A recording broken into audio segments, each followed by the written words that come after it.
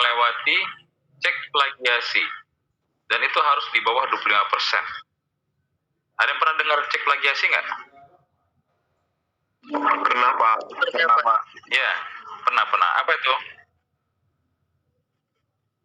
Fahri dengar di mana? Kemarin kami sama Bu Riswanti Pak. Oh, sama Bu Riswanti. Oh, pakai apa? Pakai website gitu Pak, saya lupa namanya. Oh, bisa lupa. Ada yang ingat namanya nggak? DWP sebenarnya nggak terbatas pada website itu ya. Ada yang itu populer sekali memang. Tapi ada yang lain-lain juga ada. Apa nama websitenya? Lupa ya? Lupa? Ada yang ingat? Coba di jog dulu, pikir apa ingatannya? Apa kira-kira? Nah, saya duplicate checker Pak, masalah Pak. Duplicate checker? Iya. Duplicate checker ya? Saya malah baru dengar itu.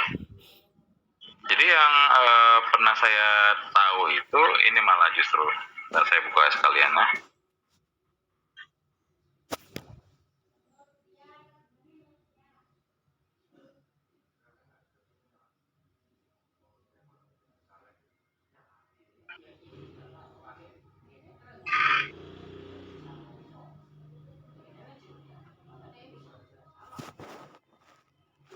Turnit apa? Duplicate checker itu baru ya saya dengar. Cuman yang terkenal sekarang itu ini saya share dulu. Yes, betul Stefani. Turnitin. Ini dia yang umum digunakan orang itu Turnitin. Dan ini sebenarnya layanannya ada di perpustakaan USU. Jadi kalau kalian yang nggak punya akunnya, kalian boleh minta bantuan layanan USU untuk meminta cek. Cuman ada satu masalah ini yang terjadi pada teman saya yang di teknik sipil. Manuskrip beliau itu ternyata dimasukkan ke dalam database oleh mereka. Akibatnya apa? Padahal itu tulisan dia tulis sendiri dan paraphrase sendiri ya. Tapi dia ceknya sampai 65%. Nah, saya nggak bisa tampilkan di sini ya hasil ceknya. Tapi sampai 65%. Ini agak lucu gitu. Jadi saya lihat ke dalam loh. Kenapa saya sampai hasil pembahasannya juga itu terdeteksi loh. Hasil pembahasannya terdeteksi plagiasi. Nah, ini aneh. Jadi saya sarankan coba cek di sana apakah dia dimasukkan ke database atau tulisan yang lalu. Kalau itu terjadi, wajar itu seperti itu. Nah, tapi kembali ke bahasan kita. Jadi berdasarkan peraturan rektor yang dikeluarkan September lalu, September atau Agustus ya, kalau nggak Agustus September yang lalu, itu untuk meja hijau mahasiswa diharuskan untuk skripsinya dicek plagiasi dan itu tidak boleh lebih daripada 25%. Artinya tulisan kalian tidak boleh 25% mencaplok tulisan orang lain. Hanya boleh 25% lah maksimum mencaplok tulisan orang lain. Artinya apa? Oh, ini saya tunjukkan punya saya aja lah kayaknya ya. Ada nggak di sini? Oh, nggak ada di sini. Ini di tablet. Di laptop saya ada. Bentar ya. Saya buka dulu yang laptop saya. Saya pun dulu yang seangkatan ya seperti itu. Cuman ini ternyata salah. Setelah saya kemana-mana ya ke Chulalongkorn lah ya. Setidaknya setelah saya ke Chulalongkorn ya. Ini salah. Jadi kita nggak boleh sebenarnya tulisan orang kita copy paste bulat-bulat ke manuskrip kita atau ke skripsi kita. Itu nggak boleh. Mana research. My drive. Research. Turnitin. Oh, salah.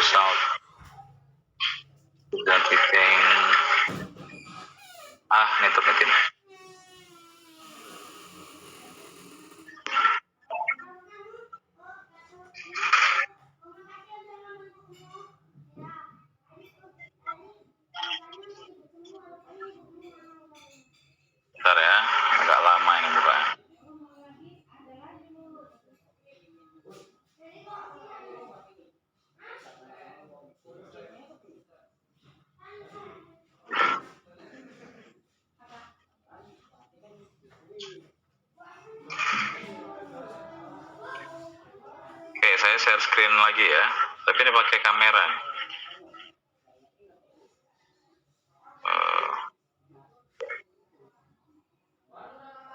Ya, kelihatan nggak? Nggak ya, nggak gitu kelihatan ya? Enggak, Pak. Oh ini kelihatan ya. Nah ini kan tesis saya, dissertation saya. Jadi dicek ini dengan Turnitin.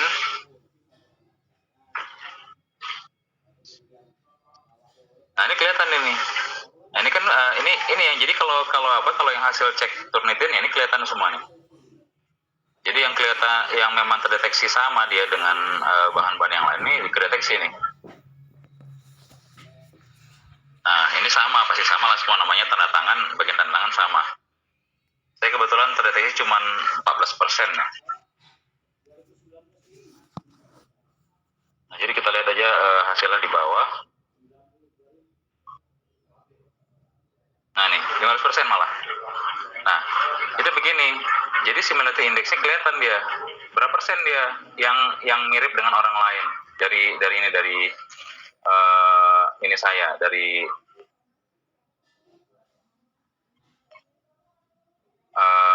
tulisan saya berapa persen yang mirip. Nah saya cuma 15% nih. Nah ini detailnya ada 11% dari mana, 8% dari mana, 8% lagi dari mana. Nah ini pun kelihatan dia yang 11% dari mana-mana aja kelihatan ini. Nih. Dari Arxiv ada, dari ThinkMind ada. Cuman memang ini ya kecil sekali gitu. Dan hitungannya 25% tuh hitungannya wajar. Gitu.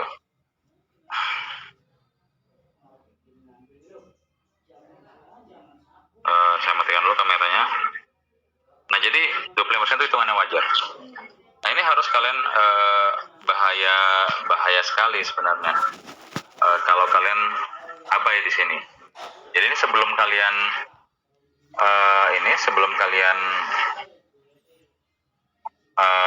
nanti memulai meneliti, memulai tulisan kalian, itu nanti kan kalau proposal itu kan sudah masuk ke tinjauan literatur ya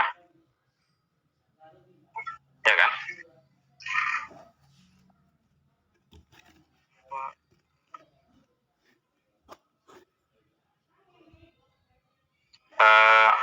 Nah ini hindari copy paste dari senior. Saya tahu pasti sebagian dari kalian pasti dapatlah file dari senior gitu ya. Ini hindari copy paste dari senior. Karena kalau kalian copy paste itu sudah pasti itu paling nggak 20% itu sama gitu. Dengan ya kita ini ya kita ambil rata-ratanya aja lah ya. Skripsi di jurusan kita itu paling besar bagiannya adalah tinjauan literatur. Ya ini agak salah sih ya, cuman tapi gitulah. Di saya pun sebenarnya banyak tinjauan literatur juga. Sehingga begitu tinjauan literatur kalian copy bulat-bulat dari skripsi lain, ini udah paling minimal kalian 20% di situ aja. Yakinlah. Paling miss kalian 20% di situ. Nah, jadi hindari. Nah, ada cara menghindarinya. Ada yang tahu? Mungkin Bu Riswanti sudah menyampaikan? Tidak, Pak.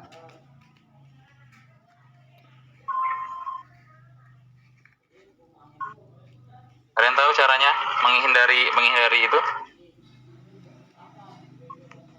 Ayo. Diparafrasakan, Pak. Coba jelaskan dulu parafrasa itu apa? Kadang-kadang kita ngerti istilahnya tapi nggak ngerti apa maksudnya. Parafrasa itu seperti kalimat yang kita buat sendiri tanpa mengubah maknanya gitu, Pak. Tanpa mengubah makna.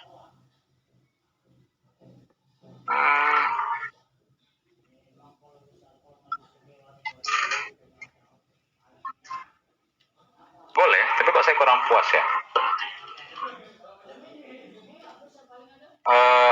Yang lain, ada pendapat lain nggak dari yang lain? Apa parafrasa itu sebenarnya?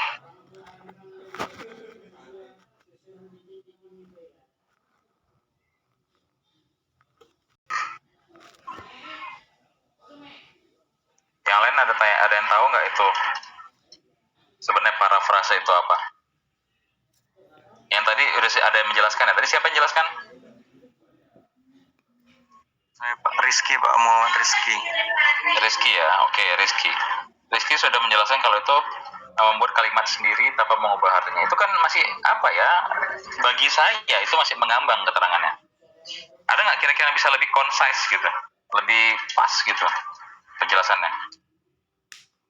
Kan mengambang itu buat kalimat sendiri tapi nggak mengubah makna itu maksudnya gimana ya gitu. Saya yakin sebagian dari kalian masih bertanya-tanya gitu di kepala kalian soal itu. Ada? Coba saya tanya. Ini kalian malu-malu ngasih pendapat. Ya silakan, Pak Ari.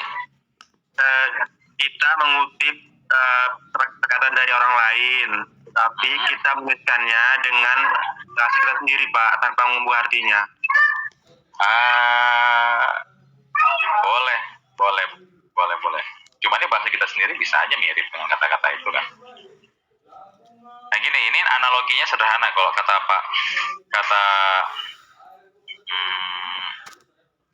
siapa semalam menjelaskan sama saya ya.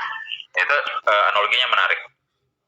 Misalnya kalian yang ber-18 ini, ber-17 lah ya, ada yang double nih ternyata, Nur Sakinah double. Misalnya kalian yang 17 orang ini pergi ke Danau Toba. Kalian semua pergi ke Danau Toba. Kemudian kalian diminta buat menjelaskan tentang Danau Toba. Mungkin nggak kira-kira atau logis nggak kira-kira penjelasan kalian 17-17-nya itu persis sama? Kata-kata sama. Hah? Tidak, Pak. Enggak kan? Nah itu dia. Jadi parafrase itu kurang lebih seperti itu. Jadi yang harus dilakukan itu adalah kalian memahami teksnya dulu, kemudian tuliskan dengan kata-kata kalian. Itu cara yang paling berat, cara yang paling bukan berat ya, cara yang paling apa yang kata-kata yang paling bagus ya?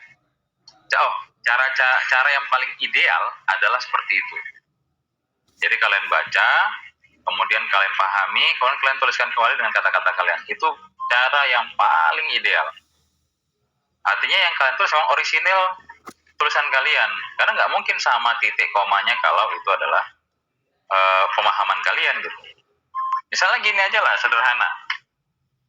Tadi sudah saya selesaikan soal Danau Toba ya. Lain sederhana lagi yang lain.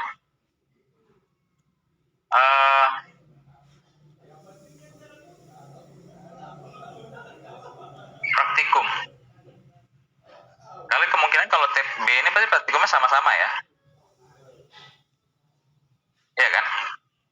Kalau Ya, praktikum itu sama-sama kan? Nah, praktikumnya sama, tempatnya sama, waktunya sama, pengalamannya sama nggak? Kira-kira kalau suruh ceritakan soal praktikum, misalnya praktikum yang hari apa itu, misalnya hari Selasa kemarin, kira-kira bakal sama nggak pemahamannya semua kalian? Enggak, Pak. Iya, nggak mungkin sama. Pemahaman aja nggak mungkin sama, apalagi kata-katanya gitu. Nah, jadi Pak, cara yang paling ideal untuk menghindari plagiasi ini adalah seperti itu. Cara paling mudah parafrase seperti cara paling ideal ya. Idealnya bisa sulit, bisa gampang. Tapi yang ideal adalah kalian baca, kemudian kalian pahami, kalian tuliskan kembali. Nah, itu kalau kemungkinan besar nggak akan sama dengan kata-kata orang lain. Nanti kita bisa bikin tesnya kalau nggak percaya. Nanti saya jelaskan sesuatu nanti di depan. Nanti saya panggil satu-satu untuk menuliskannya di depan. Nggak ada nanti yang sama penjelasannya. Nggak ada. Nah, makanya pencontekan itu pun sama dari situ. Itu berawal dari ruang kelas. Mencontek itu pun kalau esai. Makanya saya senang ujian itu soalnya esai. Kelihatan itu yang contek siapa gitu, yang mengopek siapa kelihatan. Nah, tapi dosennya diam-diam aja meskipun tahu. Karena sayang sama kalian kan. Ada dosen yang strength. Ada dosen, oh ini apa ngopek kok ya gitu, langsung ditegur. Kalau saya sih, saya tahu persis, ini pasti ngopek sama sebelah nih. Ini pasti nyontek sama sebelah nih. sama persis. Masa sama persis catatan sama jawaban di apa kertas masa sama persis. Itu udah namanya mencontek, udah ngopek itu.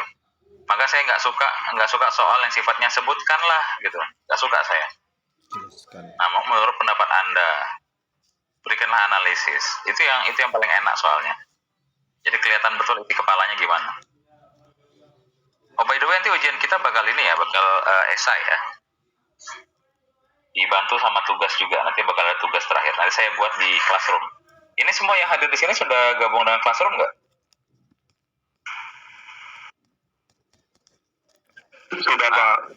Sudah, yakin?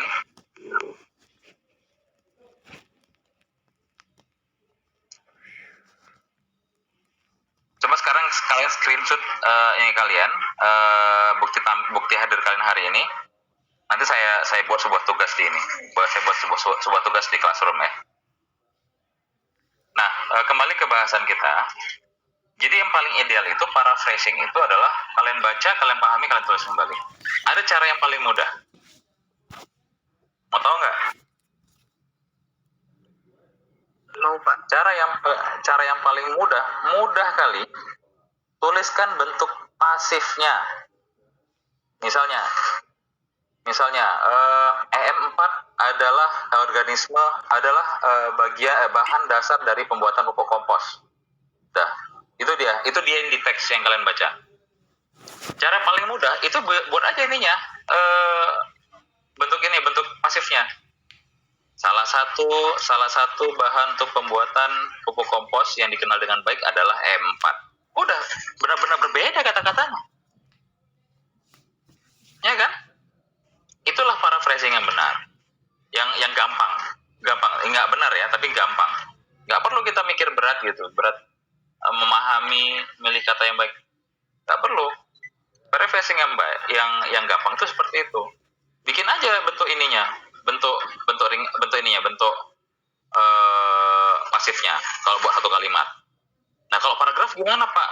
Masa semua satu kalimat kalau semua orang sama caranya berarti bakal sama juga lah. Ini hasil hasil pemeriksaannya. Oh ya iya.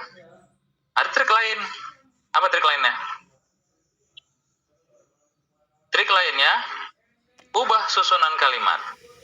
Ubah susunan kalimat. Jadi yang kalimat tadinya di awal paragraf taruh di bawah paragraf. Yang tadinya di tengah taruh ke atas. Itu cara ngakal-ngakali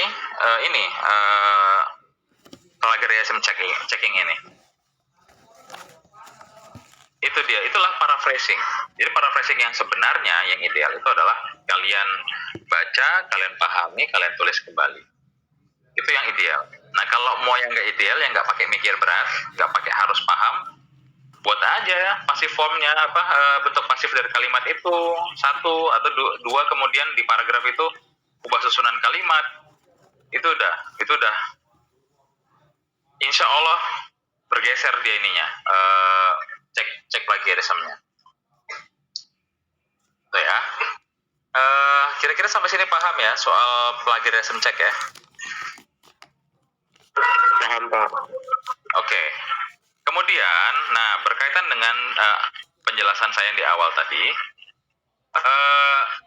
tinjauan literatur itu seyogyanya itu memuat satu teori-teori dasar tentang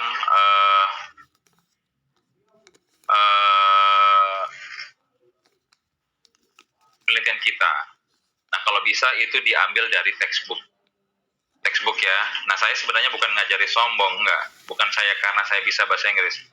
Tapi dari sekarang mulailah kalian biasa-biasakan untuk menulis laporan, mencari referensi itu dengan menggunakan textbook yang bahasa Inggris terutama ya. Kalau memang dia bukunya ada bahasa Inggris, ambil bahasa Inggrisnya. Misalnya kayak buku Sularso dan Suga, cari buku bahasa Inggrisnya. Kenapa? Ini yang saya alami pribadi itu dari buku Pindah Panasnya J.P. Holman. Kalian pakai itu nggak? Masih ada mata kuliah pindah panas nggak? Semester 4, Pak. Masih ada perpindahan panas ya? itu pakai buku apa? Permainan panas. Nggak pakai buku? Enggak, Pak. Oh enggak. Nah kalau saya dulu sama Profesor Zulkifli Lubis itu di ini dikasih buku J.P. Holman. Jadi sibuk lah beli buku zaman itu ya. Dan di zaman itu bukunya ada yang bahasa Indonesia. Akhirnya belilah buku bahasa Indonesia. Sama sekali nggak paham saya apa yang tertulis di situ. Ya bukannya sombong gitu. Sama sekali nggak paham saya.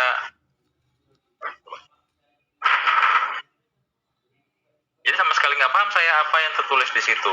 Misalnya kayak heat gitu, panas, jadinya bahang. Jadi pusing bacanya. Nah ini pun memang baru saya sadari kemudian ketika waktu S2, saya ada mata kuliah teknik konversi energi terbarukan. Nah dalamnya dia membahas soal ini ya, membahas soal kolektor panas tenaga surya. Yang itu bicara soal permainan panas juga. Barulah akhirnya saya ketemu buku J.P. Holman yang bahasa Inggris di sana. Lah, lebih paham saya baca buku bahasa Inggris daripada yang baca buku bahasa Indonesianya. Jadi gini, jadi kalau dalam bahasa Inggris itu ada istilahnya shift in translation. Jadi ada pergeseran makna dalam translasi, dalam penerjemahan. Ini yang selalu terjadi di buku-buku terjemahan. Makanya saya bilang, kalau kalian mengutip sebuah handbook atau mencari informasi di sebuah handbook, hindari membaca buku yang terjemahan. Kenapa? Karena terjemahan ini kadang-kadang, ini jeleknya ya, kadang-kadang menerjemahkan juga bukan ahli di bidang itu gitu. Dia sekedar jago bahasa Inggris, kemudian ada pengetahuan sedikit tentang itu, kemudian diterjemahkan bukunya. Ada teman saya yang di sastra Inggris, ini dosen sastra Inggris memang. Bukan teman lah, bisa dibilang senior jauh loh. Cuma waktu itu sama-sama ngajar sama saya di FKG. Aku bisa bikin buku apa aja katanya. Yang kalian minta apa aja bisa. Mau buku komputer bisa aku bikinnya. Padahal dia dosen sastra. Mau buku komputer bisa aku bikin. Apa aja bisa katanya. Gampang itu bikin buku. Saya pikir, oh mah, jago kali gitu. Cuman setelah sekarang saya di S3, saya paham orang yang seperti itu nggak punya dasar filosofis gitu. Jadi kemungkinan yang tulis dia itu juga sekedar torek dol ya. Kayak boneka dari boneka perca. Gabuk comot sana, comot sini, jahit satu, comot sana, comot jahit tangannya. Akhirnya nggak ada kesatuan dari tulisannya itu. Mudah, jadi begitu. Nah, jadi berkaitan sama itu, saya ulangi kembali. Ambillah referensi dari textbook. Satu, lebih orisinil. Jadi kalian kemungkinan akan lebih paham artinya daripada kalau kalian membaca hasil terjemahan. Kalau nggak paham, apa namanya? Katanya minum jamu juga pedas. Oh maaf ya anak saya. Pedesan jamunya.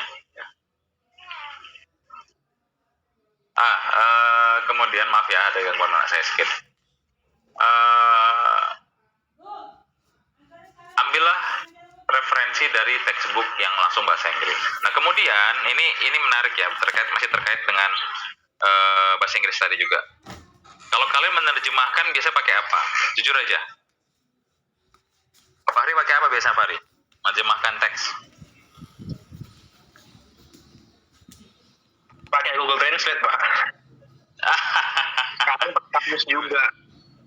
Google Translate ya. Memang yang the fast solution itu ya, Google Translate.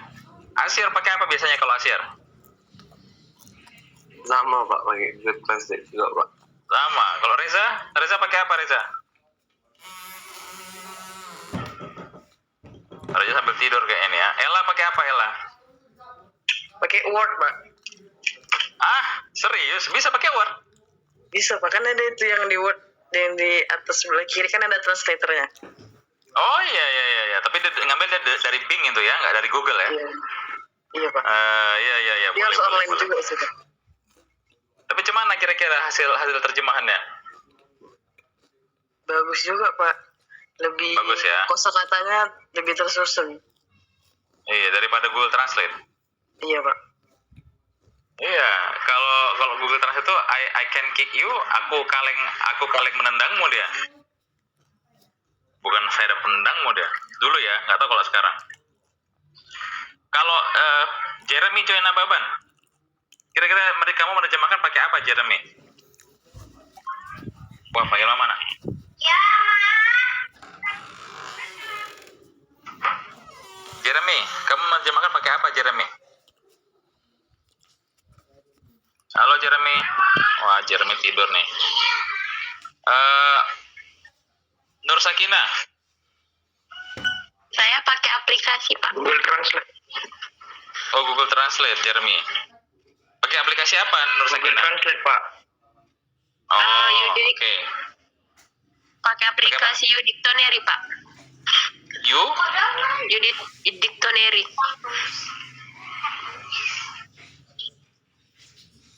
Oh, You Dictionary. Itu di mana downloadnya? Dari mana? Play Store, Itu Pak. Android apa gimana? Play Store. Oh, dari Android ya berarti ya? Iya, Pak. Hasil terjemahannya gimana? Lumayan sih, Pak. Agak kadang menyeleweng gitu, Pak. Cuman di bawahnya itu udah ada penjelasan gitu, Pak. Oh, Untuk gitu ya. dan apa gitu ada dibuat, Pak. Tapi ini ya, understandable lah ya, bisa dipahami lah ya. Iya, Pak. Ya untuk emergency boleh lah ya digunakan Google Translate dan kawan-kawan itu karena untuk setidaknya untuk memahami apa isinya aja tuh kan nggak perlu terjemahan yang sempurna kali. Cuman kalau menerjemahkan buat paper tuh jangan, please jangan. Ini bahasan untuk lain hari ya untuk paper ya. Rusdi, kira-kira kamu menerjemahkan pakai apa Rusdi? Oh tadi Rusdi udah jawab ya, pakai Google ya. Siapa nih? Rahmi pakai apa menerjemahkan? Google Translate, Pak. Iya ya, aduh, ini yang celaka 12-nya orang menerjemahkan itu adalah menggunakan Google Translate dan kawan-kawannya. Ya itu sebenarnya kalau buat emergency ya, artinya kalau kemampuan kita kurang, kemudian kita mau cepat menerjemahkan, bolehlah pakai itu. Setidaknya kita paham, intinya paham gitu. Lagi pula Google Translate itu sekarang sudah bagus sekali ya. Mereka pakai NLP, Natural Language Processing. Itu sudah hampir mendekati benar umumnya terjemahannya. Apalagi teks-teks yang panjang itu umumnya benar. Nah, hanya saja mungkin kalian belum pernah dengar ya, atau nggak pernah dengar, atau mungkin sudah pernah tapi nggak pernah mendalami itu apa. Kalau kalian menerjemahkan sebuah kata di dalam teks di textbook atau di teks bahasa Inggris yang kalian baca, ini kalian kan akademis ya, artinya harus biasanya membaca teks yang agak berat gitu ya. Itu selalu gunakan kamus bahasa Inggris ke bahasa Inggris. Ada yang pernah tahu nggak yang mana? Jadi bukan bahasa Inggris ke bahasa Indonesia dia, bahasa Inggris ke bahasa Inggris. Kalau bahasa Inggris ke bahasa Indonesia kan yang digunakan tuh umumnya yang John M. Eccles ya. Ada yang pernah lihat nggak? Dari Yang John M. British ke Eccles. Amerika ya, Pak. Gitu. No, bukan British ke Amerika dia. Bukan Fahri. Dia Inggris ke Inggris ya. British sama Amerika itu sebenarnya nggak beda jauh dia. Bentar ya, saya lihat John M. Eccles ya. Ada nggak di sini John M. Eccles? Nah ini dia. Bentar ya, saya lihat ya.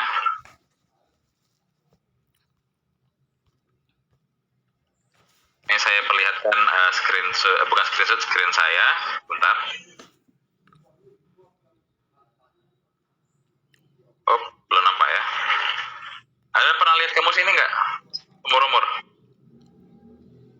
Umumnya yang belajar bahasa Inggris lihat kamus ini biasanya. Iya, pernah, Pak. Atau IC. Pernah ya. Nah, John M. Eccles ini ya begitu. Ini sebenarnya yang kalau dalam orang belajar bahasa Inggris ini dipakai kamusnya biasanya, karena dia lebih komprehensif ya. Artinya kalau kita menerjemahkan sesuatu itu ini apa namanya apa istilahnya, banyak alternatif katanya, kemudian dijelaskan kalau dia bentuk noun yang mana, verbnya mana, kemudian ada kadang satu kata itu ada beberapa artinya, kemudian dia masukkan juga di situ kalau dia dalam bentuk frasa, misalnya get in, get out, get up, itu yang beda-beda sih, get semua kan, itu beda-beda, get off, itu beda-beda. Nah di John M. Eccles itu ada. Nah tapi itu sebenarnya nggak cukup. Itu level SMA mungkin cukup kita pakai John M. Eccles. Jadi itu memahami teks yang umum hari-hari itu cukup John M. Eccles. Nah tapi kalau untuk memahami textbook dengan baik, kita butuh kamus yang English to English. Contohnya adalah ini. Bentar ya, saya cari.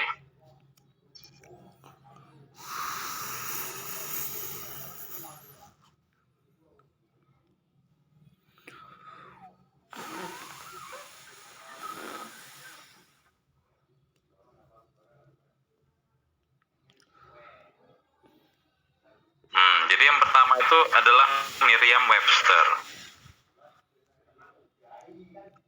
Atau kalau istri saya yang pakai ini ya, istri saya yang pakai yang lulusan sastra Inggris itu dia pakainya Oxford English, Oxford Dictionary. Yang pertama itu Merriam-Webster. Ini kamus. Lihat di layar saya ya.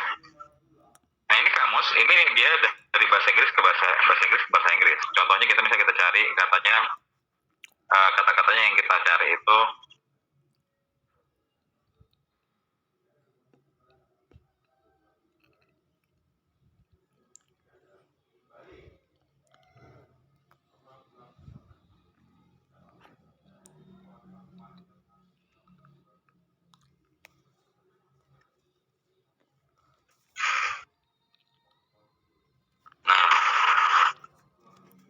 jadi kalau kita tambahkan definition gitu ya.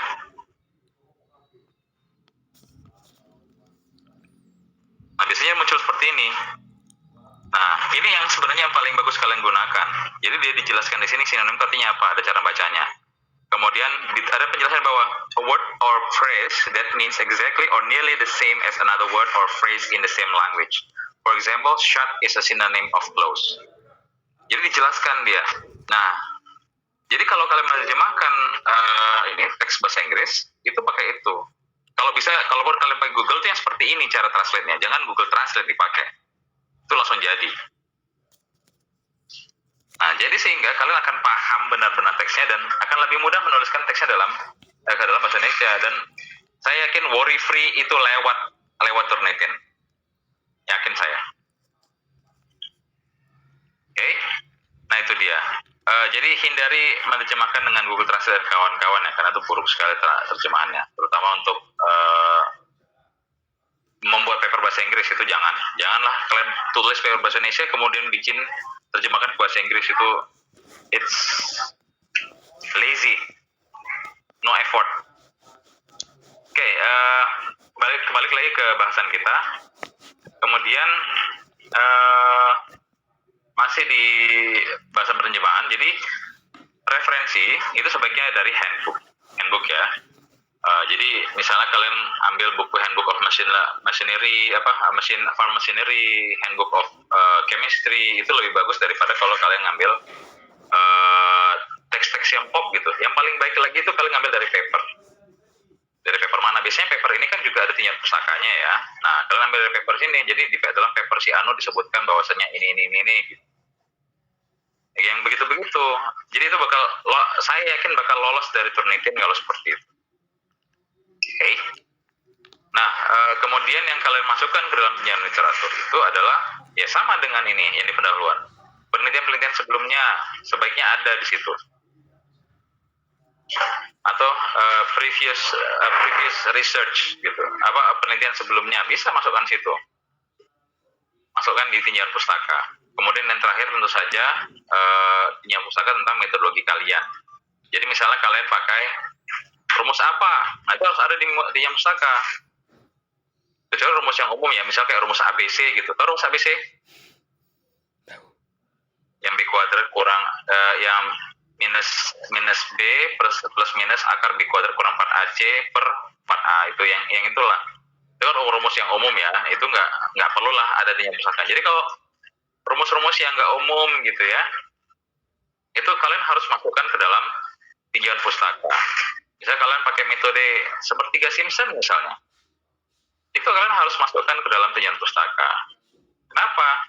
Begini, nanti kan skripsi kalian ini kan yang baca kan nggak cuman kalian doang, atau yang baca kan nggak cuman junior kalian doang. Pasti kan orang lain juga baca, orang-orang luar pasti baca, terutama paper kalian. Nah, alangkah baiknya kalau kalian banyak masukkan penjelasan mengenai itu. Kenapa harus tinjauan pustaka? Karena apapun yang kalian tuliskan di dalam skripsi, itu tidak boleh tidak ada referensinya. Itu dia. Tidak boleh tidak ada referensinya. Misalnya kalian menyebutkan bahwasanya 10 kilogram